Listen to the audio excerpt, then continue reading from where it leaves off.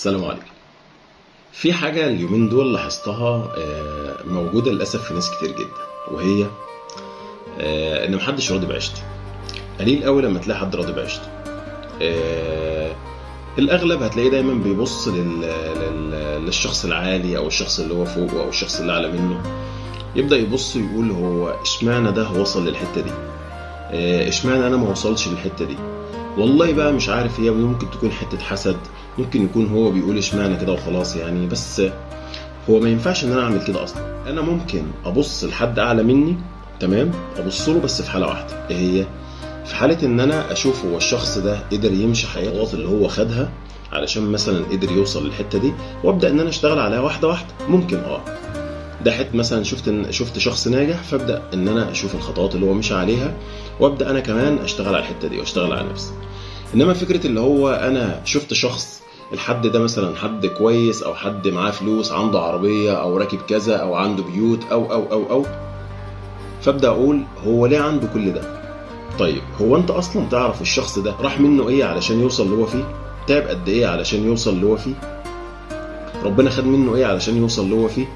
مدى المجهود اللي هو عمله في حياته، التعب والسهر اللي هو عمله عشان يوصل للحتة اللي انت شايفها قدامك، اللي هي النتيجة اللي في الاخر قدامك دي؟ لا طبعا. انت ما تعرفش الصورة كاملة او ما تعرفش الحياة كاملة. حد عنده حاجة كويسة انت نفسك فيها وانت عايزها، فقول اللهم بارك بس، لا اكتر ولا اقل. المفروض ان انا بطلع على السوشيال ميديا، بطلع الحتة الكويسة بتاعتي، مش بطلع كل اليوم. انا من الاخر بتصور في حتة شكلها حلو وبطلعها لك، فانت لما تشوف حاجة زي كده حاجة كويسة فقول اللهم بارك، فاهمني؟ انما ما تبصش على الحاجة ديت اللي هي ليه انت وصلت الحتة ديت، انت ما تستحقش الشيء ده. والله بشوف تعليقات من هذا القبيل يعني. فاتمنى ان احنا نفهم كويس جدا ان انت لما هتعمل كده ربنا مش هيرزقك يعني، فاهمني؟ يعني مش اللي هو يعني ربنا ياخد منه ومديلك يعني، لا. فحاول انك تفهم كويس ان الارزاق ربنا سبحانه وتعالى موزعها بعدل على البني ادمين كلها.